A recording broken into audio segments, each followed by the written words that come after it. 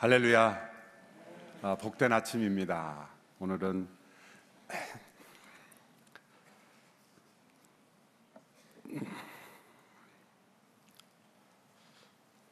우리 사랑 챔버 아이들이 연주를 하면 제가 설교가 어려워요.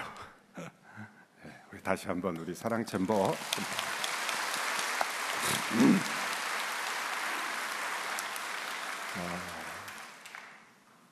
우리 귀한 아이들이 잘 믿음 안에서 또 귀한 선생님들의 사랑을 통해서 얼마나 아름답게 변화되는지, 우리 사랑 챔버 아이들은 하나님이 살아계시다는 증거인 줄로 믿습니다. 몇몇 아이들은 만나기만 하면 제 발등을 발로 밟아가지고 제 발을 많이 아프게 하던 아이인데, 요즘은 얼마나 사랑스럽게 잘 질서도 잡고 또 음악을 통해서 치유가 되는 역사, 또 하나님의 음악의 창시자이시죠. 하나님께서 주시는 음악의 놀라우신 축복을 통해서 우리의 영혼이 새롭게 되고, 또 평범한 자녀들보다 훨씬 더 탁월한 자녀들로 하나님께서 사용하실 줄로 믿습니다. 하 목사님께서 우리 사랑 챔버 처음 시작할 때 예언했던 몇 마디의 말씀이 있죠. 그 중에 하나가 예술의 전당에서도 공연할 것이며, 근데 벌써 했죠. 우리가 예술의 전당에 했고, 남은 것이 평양에서도 공연할 것이다, 그 말씀이 남았는데 아마 이루어질 줄로 믿습니다.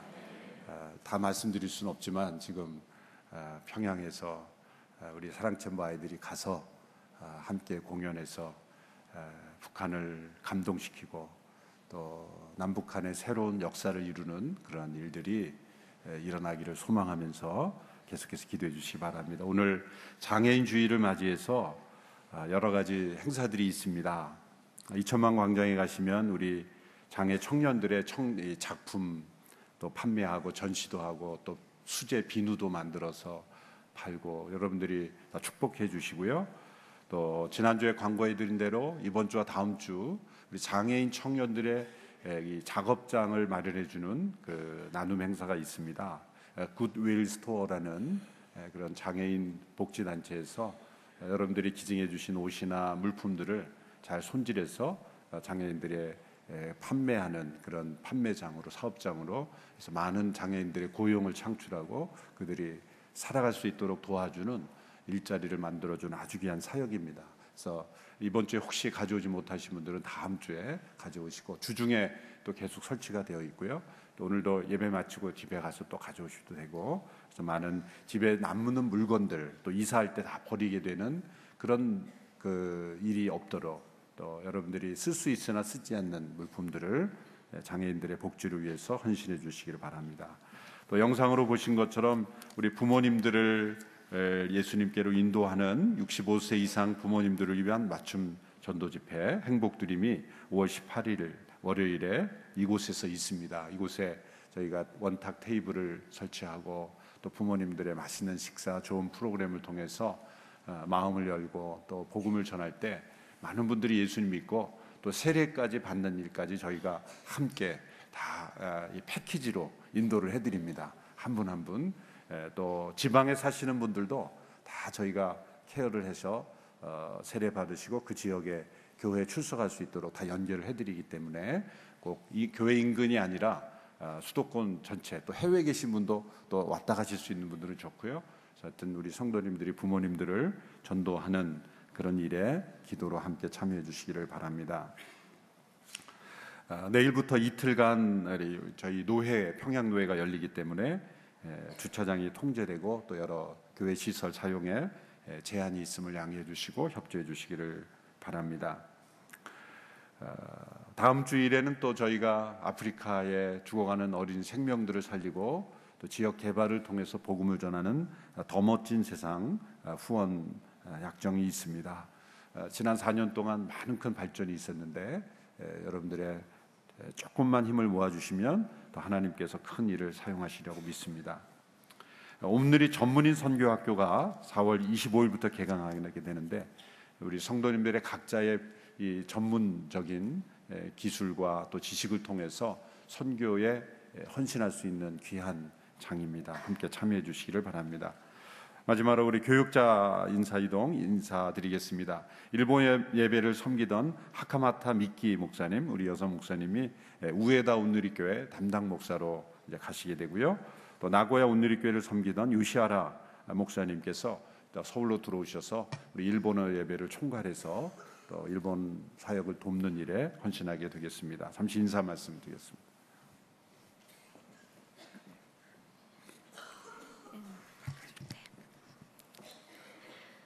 우에다 온누리교회로 가게 된 하카마타 미키입니다. 한국에서 받은 많은 은혜와 사랑을 일본에서 많은 사람들에게 나눌 수 있게 기도해 주십시오. 감사합니다.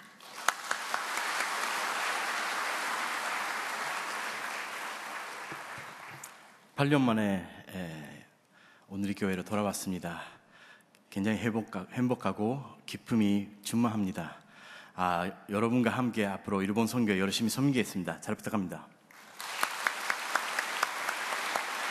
큰 박수로 축복해 주십시오.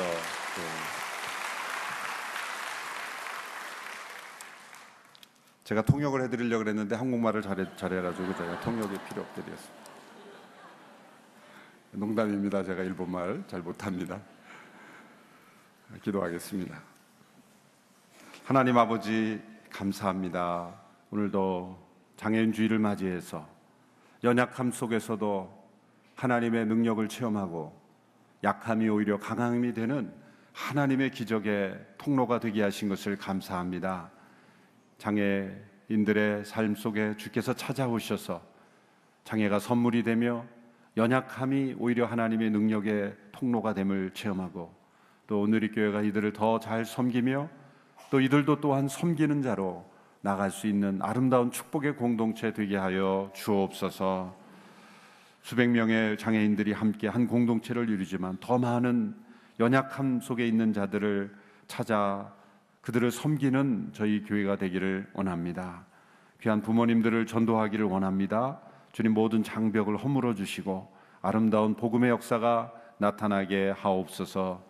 오늘도 기록된 말씀을 통하여 하나님께서 우리에게 들려주시는 주의 음성 듣고 나아가는 우리 모두가 되게 하여 주옵소서. 예수님의 이름으로 기도하옵나이다.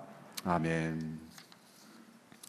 세상에 알려진 위대한 지도자들은 모두가 이 세상에 태어난 이후에 그들이 어떻게 살았는가에 따라서 이 세상에 알려진 사람들입니다.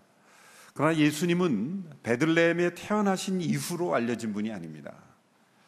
예수님께서 태어나신 이후에 훌륭하신 삶, 훌륭한 가르침에 의해서 세상에 알려지신 분이 아니라 예수님은 아주 오래오래 역사 전부터 오랜 역사 전에 이미 세상에 예언되어 있고 그리고 여러 가지 이미지를 통해서 예수님이 세상에 오심을 우리에게 알려주셨다는 것이죠.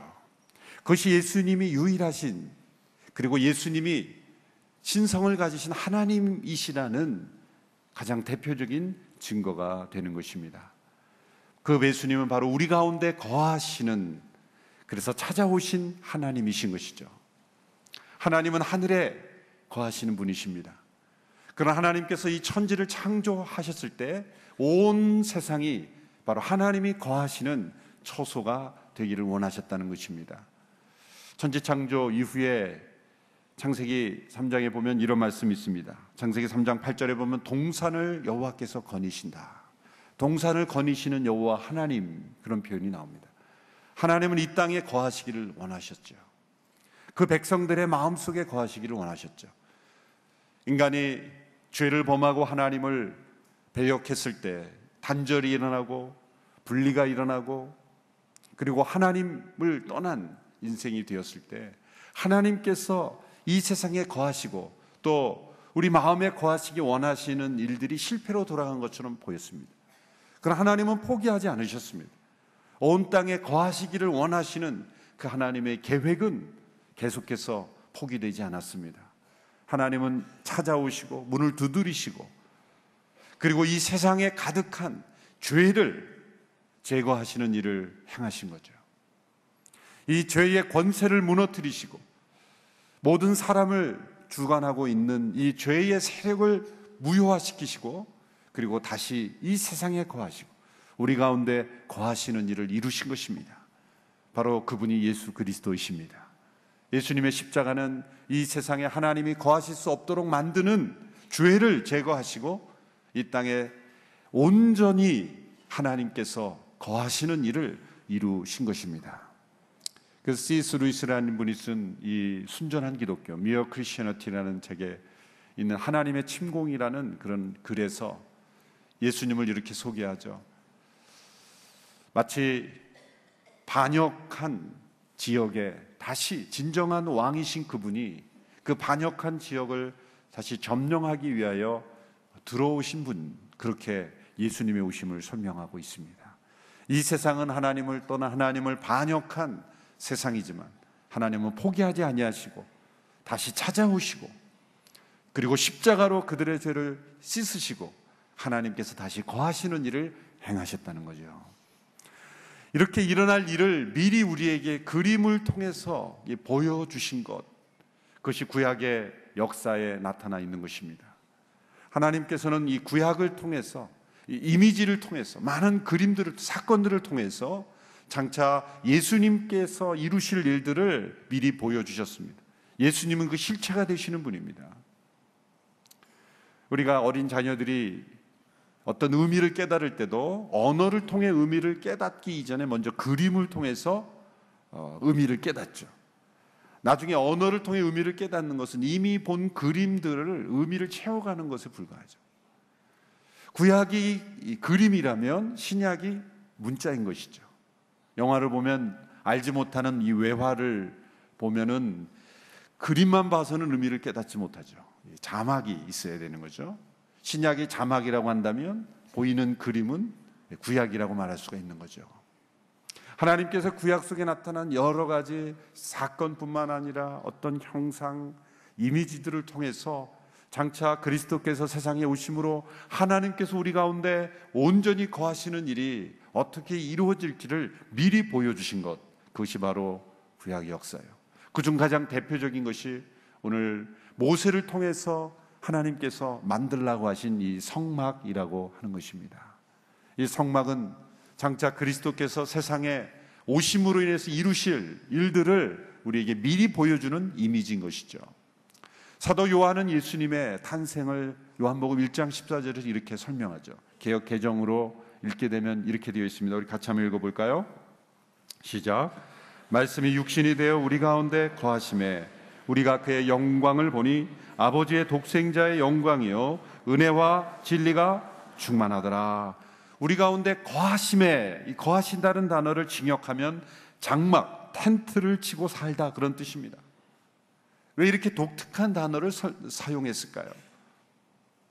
예수님께 세상에 태어나신 사건은 천지를 창조하신 그 하나님께서 육신의 장막을 입고 인간 가운데 거하시려고 오신 사건이다라는 것입니다. 요한이 이렇게 독특한 단어로 예수님의 탄생을 설명한 것은 예수님이 세상에 오시는 일이 이미 구약에서 이러한 이미지로 알려져 왔기 때문이죠.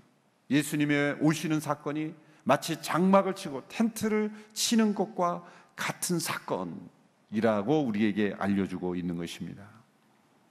이 장막은 성막, 홀리 텐트, 거룩한 장막이다라고 불리기도 하고 회막, 미팅 텐트다, 만나는 장소로서의 장막이다, 그렇게 불리기도 합니다.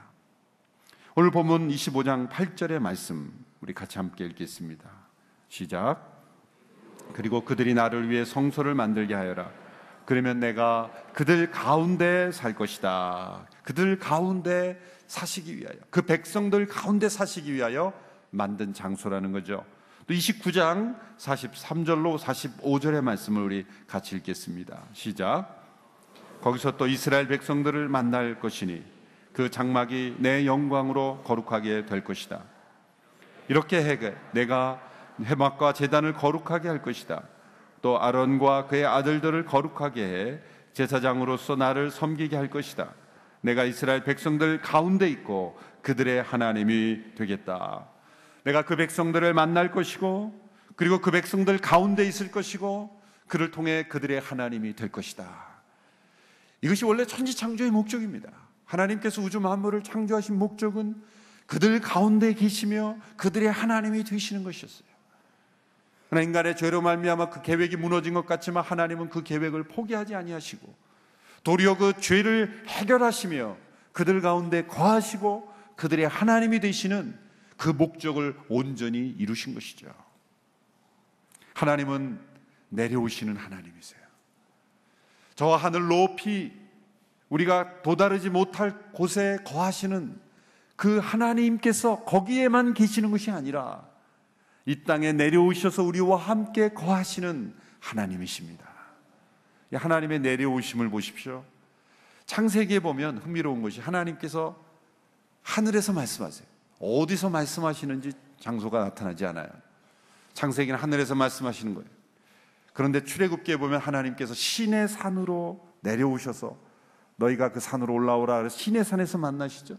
시내 산에서 율법을 주시고 성막에 청사진을 주시죠. 그리고 성막이 다 만들어진 이후에 레위기 1장 1절에 보면 이렇게 시작합니다. 하나님께서 그 성막에서 모세를 부르셨다. 하나님의 내려오심을 보십시오. 저 하늘에 계신 하나님이 하늘에만 머무시는 분이 아니라 이 땅 위에 그리고 우리들 가운데 거하시는 하나님이시죠. 그리고 우리 가운데만 거하시는 분이 아니라 우리의 마음속 안에도 거하시는 하나님이에요. 이 하나님의 내려오심은 우리의 마음속 깊은 곳까지 내려오시는 거예요. 나도 모르는 내 마음속, 나도 다 헤아리지 못하는 내 마음속 저 깊은 곳까지 하나님은 내려가시는 하나님이세요. 이 하나님의 내려가심, 하나님의 은혜는 언제나 낮은 곳으로 흐릅니다. 하나님의 사랑은 언제나 낯선 곳을 향하여 움직이시는 하나님이신 것을 우리에게 보여주고 있습니다.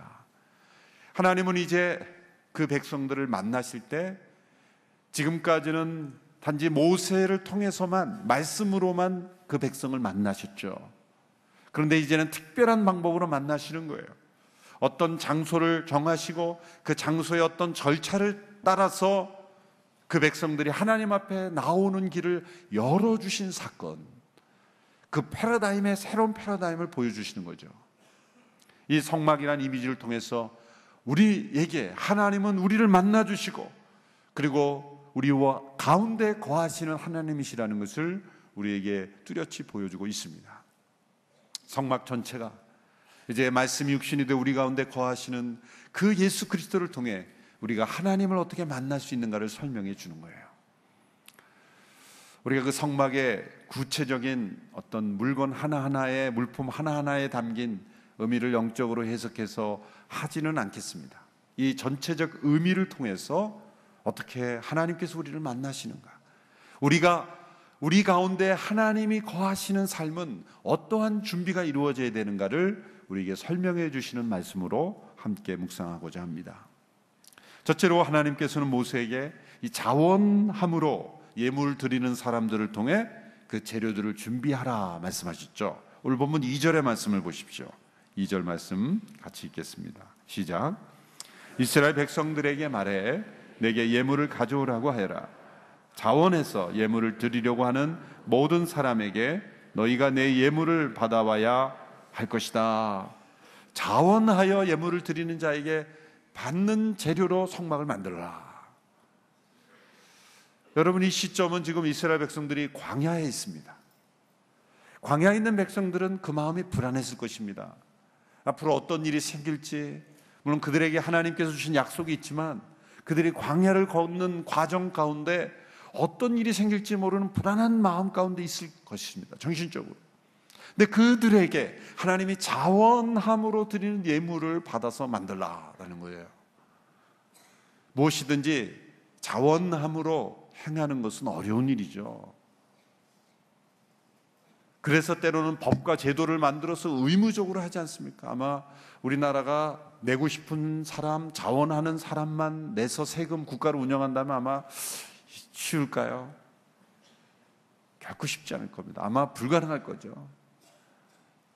강제로 내게 해도 어떻게든 피해가는데 자원함으로 내는 사람들로만 운영된다는 것. 그러나 하나님께서 거하시는 곳, 하나님이 임재하시는 곳, 하나님이 행하시는 일에는 언제나 자원함으로 이루어진다는 거예요. 성령 충만은 자원함이 넘치는 영성입니다. 세 종류의 우리 인생을 움직이는 힘이 있어요. 첫 번째는 본능에 따라 움직이는 힘이 있어요. 본능에 따라 움직이는 삶이 있어요. 우리가 많은 것을 힘써 행한다 할지라도 그 마음속에 우리가 이기심, 자기 자신을 위한 것을 했던 건 본능입니다.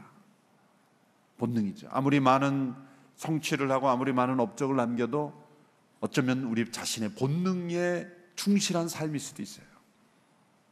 두 번째는 두려움에 움직이는 삶이죠. 어떤 법과 제도의 부득이함에 사람들의 눈치에 원치는 않지만 부득이함으로 움직이는 삶이 있어요. 정말 피곤한 인생이죠.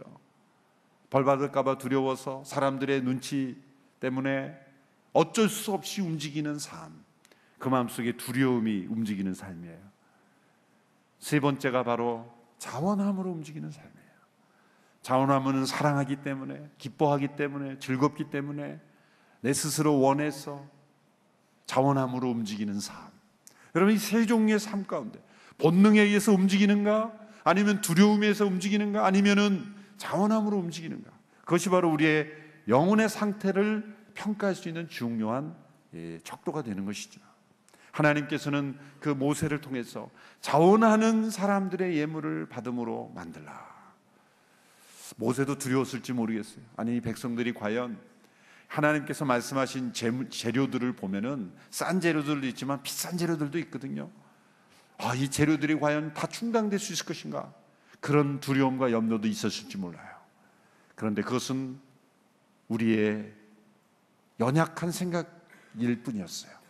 출애굽기 36장에 보면 이제 모세가 그 청사진을 다 받은 이후에 백성들에게 자원함으로 함께 예물을 드릴 사람을 말했을 때 어떤 일이 일어났냐면, 너무나 많은 사람들이 예물을 가져오는 고로 그 성막을 만드는 기술자가 더 이상 제발 좀 그만 가져오게 해달라고 사정할 정도로 넘쳤다는 거예요. 놀라운 기적입니다. 하나님께서 행하시는 일은 언제나 자원하는 그 마음속에, 그 백성들 가운데 거하신다는 거예요. 그뿐만이 아닙니다. 다윗 시대로 거슬러 내려가면 다윗 시대에 그의 마음속에 성전을 짓는 자원하는 마음을 하나님께 주셔서 자원하는 마음으로 그가 헌신한 이후에 그 백성들에게 호소했을 때 그 또한 넘치도록 하나님께서 해주셨다는 거예요. 여러분, 우리 모두의 마음속에 정말 하나님과 나와의 관계 속에서 자원함으로 우리가 일하고 움직이는 삶이 된다면 하나님이 그 가운데 거하시는 인생이 틀림없는 줄로 믿습니다. 두 번째로, 하나님께서는 이 성막의 각각의 장소에 다가갈 수 있는 사람을 차등적으로 제한하셨죠. 거룩함의 차등이다, 이렇게 말할 수가 있죠. 이 성막은 크게 세 장소로 구분됩니다. 지성소가 있고 성소가 있고 뜰이 있습니다. 뜰은 누구나 일반인 백성들이 다 다가갈 수 있는 곳이에요. 그러나 성소는 제사장 레위인들만 가까이 갈 수 있는 곳이죠. 지성소는 1년에 한 차례 대제사장만 들어갈 수 있는 곳입니다. 왜 이렇게 차등을 두었을까? 이것은 사람을 차별하시는 하나님이 아니라 우리 하나님은 우리 가운데 거하시는 하나님이시지만, 그러나 우리의 죄악됨 때문에 우리가 함부로 가까이 할 수 없는 하나님이시라는 것을 우리에게 보여주시기 위한 것입니다. 하나님께서 더딥혀 주시는 거룩함을 입지 않으면 우리 마음대로, 우리가 원하는 대로 그렇게 가까이 할 수 없는 하나님이시라는 거예요. 반드시 하나님께서 내려주신 그 거룩함을 입는 그러한 길을 통해서만 우리가 하나님을 만날 수 있다는 걸 보여주는 것이죠. 이 재료도 보면은 다양한 재료가 그 위치에 따라 다르게 사용됐죠. 오늘 본문에 보면 여러 가지 재료가 열거가 되는데요. 그 재료들을 보면은 그 아주 정교한 그리고 고운 그런 그 실들이 있죠. 보시면 3절에 보면 금, 은, 청동이 있고요. 또 4절에 보면 청색실, 자주색실, 홍색실, 고운 배실, 이렇게 아주 고운 배실이 있고 또 염소 털이 있어요. 고운 배실이 있는 반면에 염소 털이 있어요. 이 재료에 따라서 사실 다 중요하지만 차등이 있는 거죠. 분명히 상대적인 가치의 차이가 있습니다. 안쪽으로 갈수록 가장 귀한 재료로 만들어졌고 바깥의 막은 상대적으로 덜 귀한 재료로 만들어졌습니다. 우리 하나님은 가까이 하실 수 있는 하나님이지만 동시에 우리 마음대로 우리가 생각한 대로 가까이 할 수 있는 분이 아니에요. 하나님의 거룩하심에 우리가 가까이 하기 위해서는 하나님이 내려주신 거룩함의 길이 있는 것입니다. 그 가장 중심에는 뭐가 있습니까? 희생 제사가 있다는 거예요. 죄악된 인간이 하나님을 가까이 하기 위해서는 죄의 문제가 해결되어야 된다. 반드시 희생이 치루어져야 된다. 번제단에서 피 흘려 죽는 그러한 제물의 대가가 치루어짐으로써 그 하나님을 만날 수 있다는 것을 깊이 깨닫는 거예요. 이스라엘 백성들이 광야를 여행하면서 이 성막에서 수없이 많은 제물을 드리며 하나님을 만났죠. 하나님을 죄악된 인간이 거룩하신 하나님을 만나기 위해서는 반드시 대가가 치루어져야 된다. 죄의 문제가 해결이 돼야 된다라는 것을 이스라엘 백성들에게 뼈저리게 깨닫게 하시는 거예요. 레위기에 나타난 수많은 제사들, 여러분 우리가 이 십자가에 감동이 없는 것은 얼마나 큰 희생이 치루어져야 되는지를 깨닫지 못해서요. 이스라엘 백성들은, 유대인들은 이 구약 성경을 가리킬 때 레위기부터 가르친다는 거죠. 우리는 가장 읽기 딱딱하고 성경 읽을 때 보면 항상 그 부분은 그냥 빨리 넘어가죠. 그래서 해마다 연초에 1월에 동시에 일제히 전국에 있는 성도들이 성경 읽기를 시작해요. 일제히 한 2월 말에서 3월 초에 일제히 중단해요. 그 시간 스케줄 딱 보면 레위기에 이르렀을 시점에 다 이제 장벽에 부딪혀서 왜 이렇게 지루하고 왜 이렇게 딱딱한 말씀들이 있나 그러고 헤매다가 4월 초에 다시 부활절을 맞이해서 부활해서 이제 민수기로 넘어갑니다. 그냥 우리에게 그렇게 딱딱하고 재미없는 이 제사의 제도들이 왜 유대인들이 제일 먼저 가르칠까요? 우리 생각해 보세요. 추석이나 명절 때, 설날 때, 우리 명절 때 행하는 일들을 보면 뭐 글로써 읽어봐야 합니까? 근데 외국 사람들이, 우리 한국을 모르는 사람들이 추석 명절에 어떻게 행하는지를 보면은 뭐 성편이란 단어가 나오고 뭐 그러면 이 성편이 도대체 뭐냐, 뭐 어떤 재료로 만들었느냐, 그렇죠? 근데 우리는 먹을 분석할 필요가 없죠. 먹어봤으니까. 체험을 통해서 우리는 많은 설명이 필요 없는 거죠.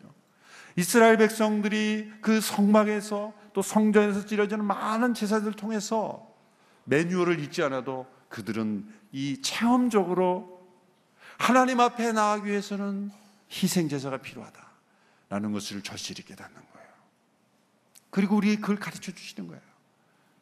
십자가의 은혜가 감격이 되지 않는 것은 우리가 어떤 대가를 치르며 하나님을 만나야 되는지엔 뼈저른 체험이 없기 때문에, 하나님은 이 성막을 통해, 성전을 통해, 제사의 제도를 통해서 하나님 앞에 우리가 함부로 가까이 갈 수 없는 하나님이심을, 휘장이 막혀 있는 것은 우리의 죄가 하나님과 우리의 사이를 가로막았다는 것을 보여주는 거예요.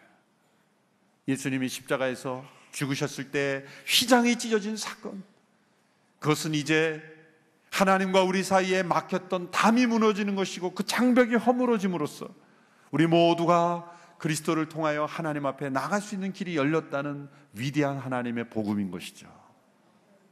십자가의 복음이 우리에게 감격이 되지 못하는 것은 우리가 하나님 앞에 얼마나 죽임당해야 하는 죄인인 것을 깨닫지 못했기 때문인 것입니다.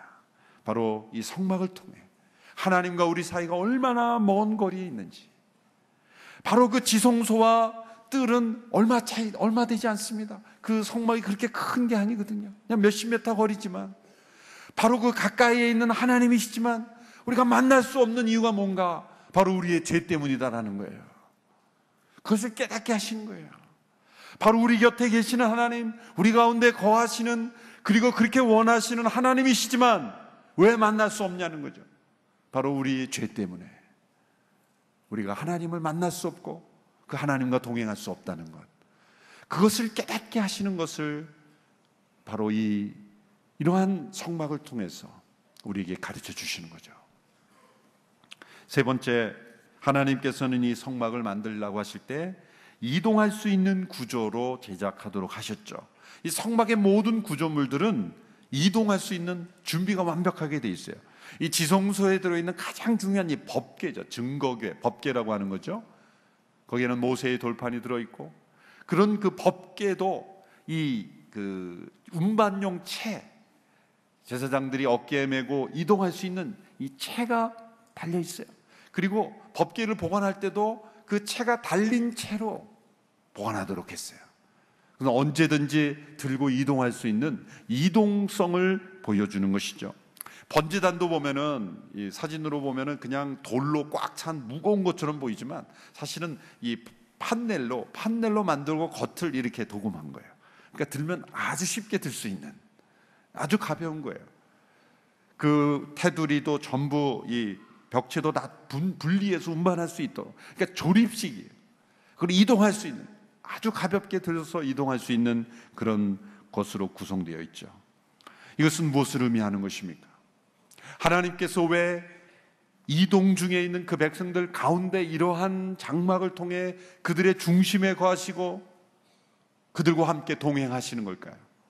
우리 하나님의 임재하심은 우리와 동행하시는 임재하심이라는 거예요. 움직이시고 함께 이동하시는, 우리의 삶의 여러 광야와 같은 인생의 길에 우리가 어느 곳에 있든지 어느 시대에 살든지 하나님은 우리와 동행하시며 움직이시며 함께 거하시는 하나님. 서울에서 온누리교회, 한국에서 온누리교회 예배 드릴 때만 우리와 함께 하시는 하나님이 아니라 저 이방 땅에 거할지라도 하나님은 동행하시는 하나님. 그 하나님을 우리에게 보여주는 거죠. 근데 하나님 우리 가운데 거하시고 동행하시는 하나님은 우리를 뒤따라오시는 분이 아니라 언제나 우리보다 앞서 가시며 우리를 인도하시는 하나님이시죠. 이제 민수기에 보면은 그 이동하시며 우리를 인도하시는 하나님을 보여주죠. 민수기 9장 17절 18절의 말씀을 우리 같이 한번 읽겠습니다. 시작. 구름이 성막 위에서 떠오를 때면 이스라엘 백성들은 길을 떠났습니다. 그리고 구름이 머무르면 이스라엘 백성들은 진을 쳤습니다. 여호와의 명령을 따라 이스라엘 자손이 길을 떠나고 여호와의 명령을 따라 진을 쳤습니다. 구름이 성막 위에 머물러 있는 동안 그들은 진을 치고 머물렀습니다. 성막이 다 완성되었을 때 출애굽기 40장 이하에 보면은 하나님의 영광이 구름으로 임재했다는 거예요. 그래서 그 성막 가운데 임한 이 구름 기둥이 그 백성들을 인도했다는 거예요. 이스라엘 백성들은 늘 위를 보고, 성막 위를 보고 살아가야만 했습니다. 여러분, 헬라어로 인류라는 단어, 엔트로포스라는 단어는 위를 보는 존재라 그런 뜻입니다. 우리는 땅을 바라보며 살아가는 존재가 아니라 위를 보며 살아가는 존재예요. 성막 위에 임한 구름 기둥이 움직이면 따라 움직이고, 때로는 1년 동안 머물러 있을 때도 있고, 때로는 며칠마다 움직일 수 있어요.